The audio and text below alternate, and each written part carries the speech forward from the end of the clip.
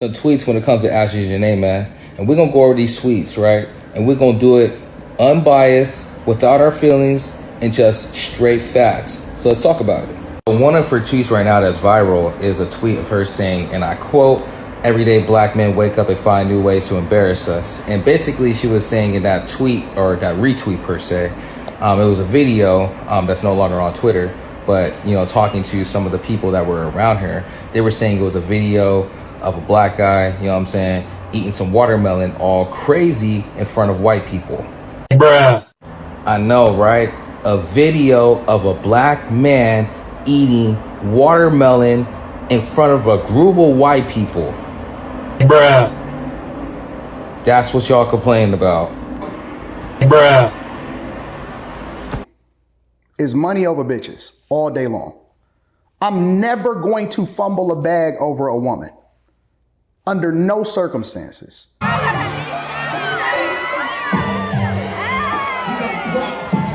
Right? This tweet says, and I quote, "I've been saying since the 3rd grade, my children will be mixed. LMAO." Bruh. Alright, so here's another tweet that got y'all really up in arms. This tweet says, and I quote, "My baby gonna be mixed when I have a child." Bruh. And here's another tweet that got y'all mad, real mad about it. "Mixed babies are cute." Bruh. So now here's where we start using critical thinking, y'all. So on one of the tweets that she had tweeted out, she said, and I quote, "I've been saying since the 3rd grade, my children will be mixed." Right? She made that tweet back on March 3rd, 2013. Now, if she just turned 31 this year, right? She just turned 31, y'all. If she just turned 31, how old would she have been when she made that tweet? That part right there. Of course, BLK men don't care about what happened to Ashlee Jenae. They trying to use this situation of her being a divester as a reason to say that's why they won't care. Y'all remember Mr. Telvin Osborne? A grand jury has just dropped all the charges against his white tea woman that unalived him after he allegedly threatened to cut her with a cutter. She pew-pewed him with that toolie, and a grand jury has dropped all the charges. So, in my opinion, it's my honest opinion, I don't care, because Mr. Telvin Osborne had said a whole bunch of disgusting things about black women. Nobody expected you to care, fam. This guy's a white supremacist. Ever since I've seen him, he is one of those people that gets on here and tries to appeal to black women's sensibilities and bash black men. Look, at the end of the day, he's a grifter, and you can tell. This is not, it doesn't come off as genuine to me. This is validating white supremacy. This is anti-blackness at its peak. Listen to this video where he talks about, well, black people know their history. Ain't no way I'm finna sit here and believe that Ashlee Jenae herself. You know why I'm not gonna believe that? Because black people know their history, and because they know their history, they wouldn't do this, because that was something that was done to their ancestors, okay? Because it seems like he doesn't. Because if he did, he would understand that what he does validates racism. Our response was simply, look, I'm not sympathetic because of what I'm reading. What did you say? I'm reading the attack on black men and her promoting, and Joe, I'm talking to you, all that. Nigga, if you come on Clubhouse and you go on your Twitter or whatever and Joe, you know if they go back 20 years on you right now and dig up some crazy shit you said, they gonna talk about it like it's you right now. That part right there. So when you putting up shit, saying, don't black men get you a white man and all this type.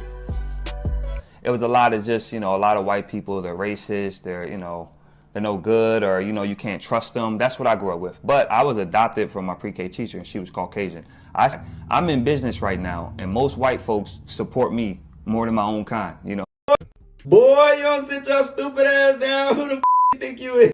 So is there a lot of racist people out there still? Of course, I know that. There's a lot of racist white people out there.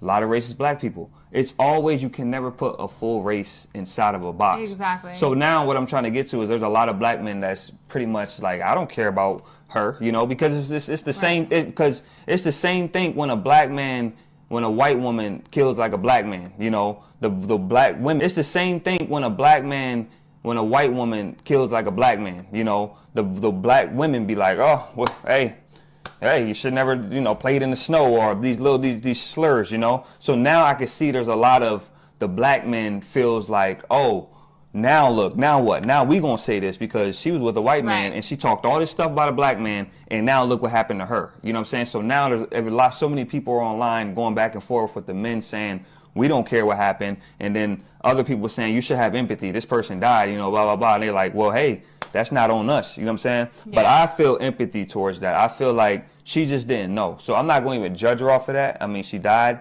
and that was her viewpoints on a black man. Was it wrong? Of course. But like I said, it's ignorance and lack of knowledge. So I can't really like put that in a box and really, you know, say like F her life type stuff. You know what I'm saying? Like, I'm not going to look at it like, oh, F her. Like, she still was here. She still was trying to live, and, you know, that's it. What we know so far is the fiance is still in Tanzania. They have him under question. Hey, come get this nigga, man. TMZ put out an article and they say influencer Ashlee Jenae, her family desperate for answers after the autopsy is completed. Ashlee Jenae's family is still searching for answers about the sudden death, and now they're one step closer, but stuck in an agonizing limbo. Okay. Ashlee's father, Harry Robinson, tells TMZ that he traveled to Washington, D.C. to press the U.S. government for help getting in touch with the Tanzanian authorities, desperate for an update on his daughter's death. Okay. He says the effort paid off. Officials were able to make contact, and the family was informed an autopsy was completed Tuesday. But here's the frustrating part. They still don't have the results. Harry says the family has only been told the investigation remains ongoing, and they're now waiting on the full report to determine what comes next. Adding to the pain, Tanzanian officials have not yet released Ashlee's body to her family, leaving them without closure on multiple fronts. Once those results do come in, the family plans to move forward accordingly. But for now, they're stuck waiting. A local Tanzanian outlet obtained records from the facility she was reportedly taken to that listed her immediate cause of death as cerebral hypoxia due to strangulation and suffocation. Y'all might hate me for saying this, but imagine being in like a prost-adjacent relationship as a black woman with a white man, and on the outside it goes smoothly for a couple years, then said white man brings you back home to Africa and Tanzania, right? And he bodies you on your birthday. That part right there. Not how you think with your mind in together. Like, no, like he bodied you. Body bag, zip it up on your birthday. Not to sound insensitive. I'm just trying to get the point across. I don't want to say any inflammatory words in the algorithm.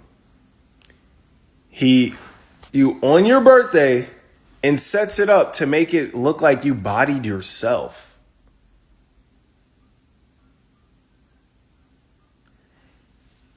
On your birthday. On your birthday. Like, you was opening them gifts, like having a great time on your birthday. Like, you was posting shit on your birthday, like popping it, bro. You know what I'm saying? Like, you on your birthday.